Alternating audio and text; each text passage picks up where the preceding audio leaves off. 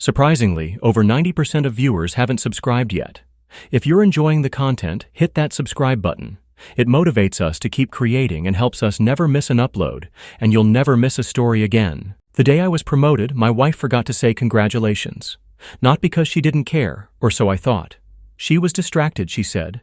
Had a lot on her mind.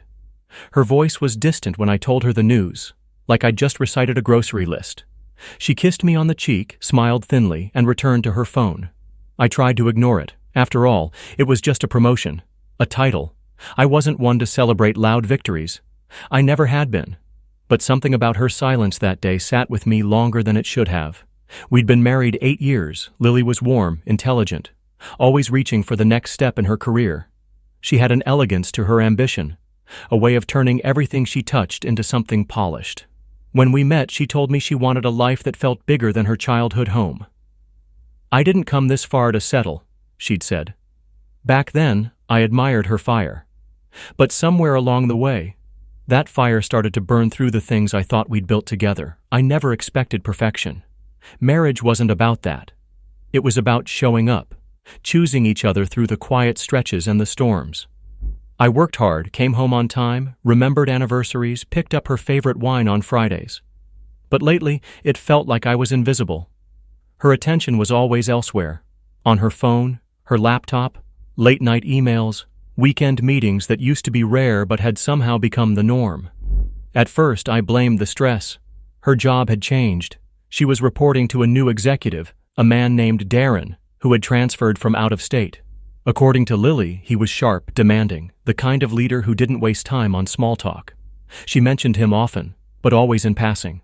A quote he shared, a project he fast-tracked, how efficient he was, how he pushed everyone to think bigger. I noticed the tone in her voice shift when she talked about him. Not admiration exactly, but something close. Still, I said nothing. Because what would I say? That I felt like a guest in my own marriage? That I was beginning to wonder if I'd been left behind while she raced toward something I couldn't name? The night it all changed, I came home early. It was raining, and I'd forgotten my umbrella.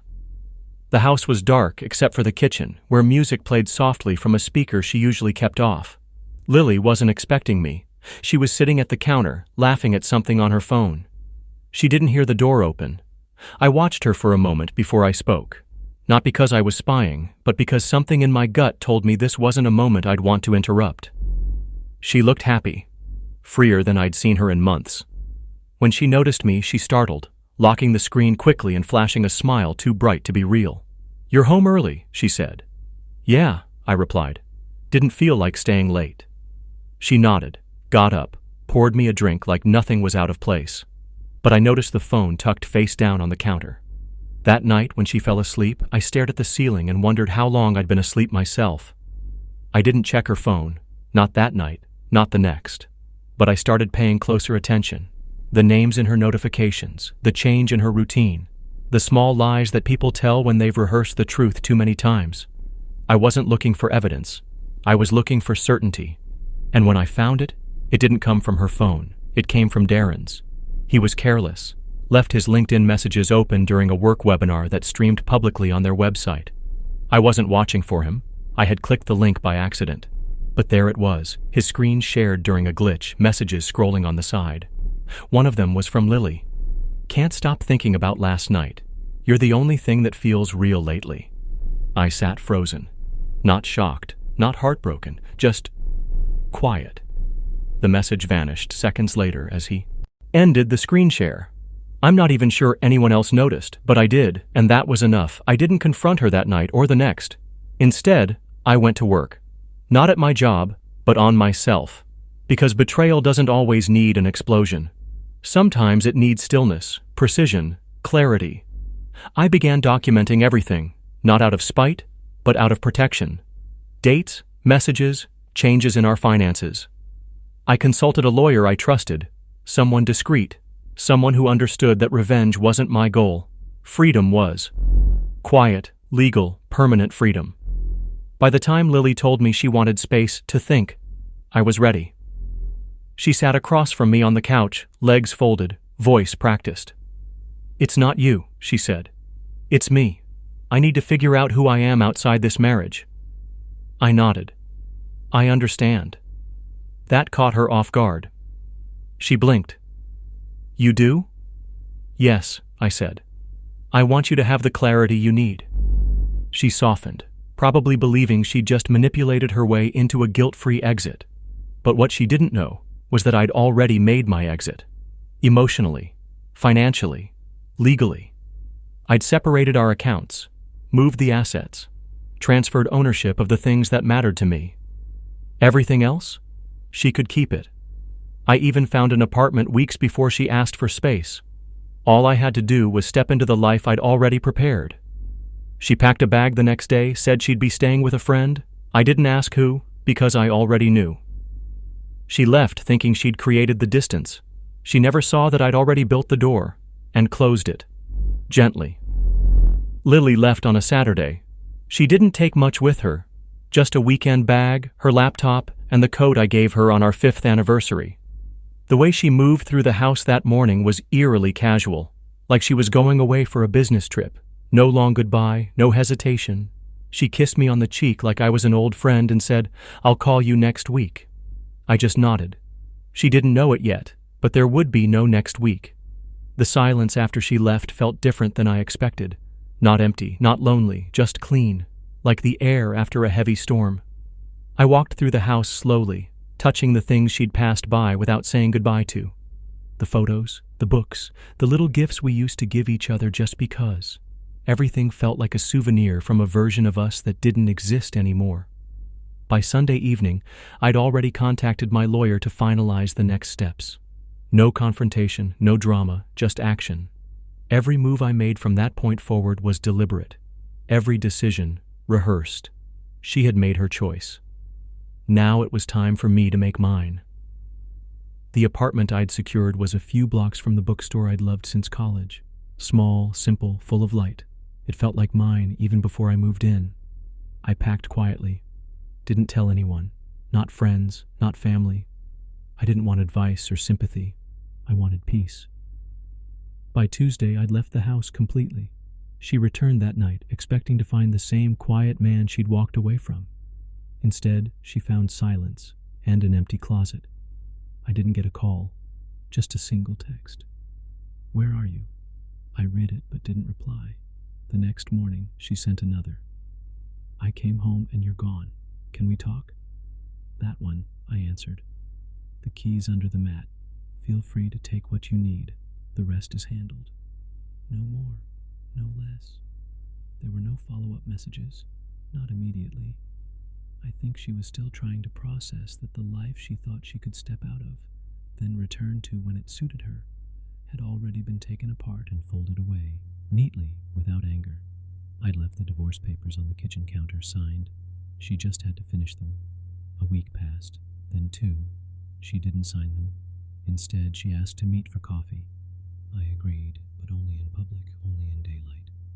She showed up looking like she hadn't slept in. Days, no makeup. Hair pulled back, nervous hands. The mask was gone. "Why didn't you tell me you were leaving?" she asked, her voice small. "I didn't leave," I said. "You did." Her eyes searched mine. "That's not fair. I said I needed space." "You took it. I gave you more." She exhaled, frustrated. "So that's it? You're done?" I sipped my coffee. I was done the moment I realized you already were. For a second, I thought she might cry. But Lily wasn't the crying type. She adjusted her posture and tried a different tactic. "I made a mistake," she said. "Darren was a mistake." I didn't react. She took that as permission to continue. "He said all the right things, made me feel seen again. I thought it was real." "Was it?" I asked. She hesitated. "No. Not really. Not when it mattered." "And now?" I asked. Her voice dropped. "He went back to his wife. Told me it was a phase, that I confused admiration for something else." I nodded, not out of satisfaction, just understanding. "What do you want from me, Lily?" "I want to fix it."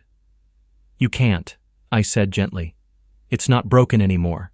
I rebuilt it. Without you." That was the first time I saw it hit her. Not regret, loss. Real, irreversible loss. "I don't want a divorce," she said. "But I do." She blinked, stunned by how calm I was. I wasn't angry. I wasn't shouting. I was just finished. Don't you even want to try? I looked at her carefully. You didn't ask me that before you walked out. You didn't ask when you chose him over me. I didn't choose him, she insisted. Yes, you did, I said. You just thought I'd still be here when it was over. She sat back, speechless. I stood up. I wish you peace, Lily. I truly do. But I'm not coming back. I walked away without looking over my shoulder. That was the last time I saw her in person. After that, communication became formal. Through lawyers, through papers, no more texts, no late-night apologies. She eventually signed the documents. There was no fight over the house. I let her have it, not because I didn't care, but because I didn't want to live in a place where I'd been unseen.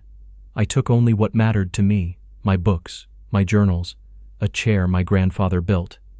The rest? Left behind like the version of me she never bothered to understand. I rebuilt my routines slowly, cooked my own meals, took long walks, started reading again. Not news, not business articles, fiction. Stories that reminded me of everything I still believed in. One night, while rearranging my new bookshelf, I found an old anniversary card from her tucked inside a novel. It said, "You're the calm in my storm. I hope I never forget what peace feels like." I smiled, not because it still meant something, but because I finally understood why it didn't last. She didn't want peace. She wanted intensity, noise, the chase. And I wasn't built for chasing. I was built for staying, for choosing, for showing up when no one else did. But now I was showing up for myself. That became the unexpected reward of her betrayal.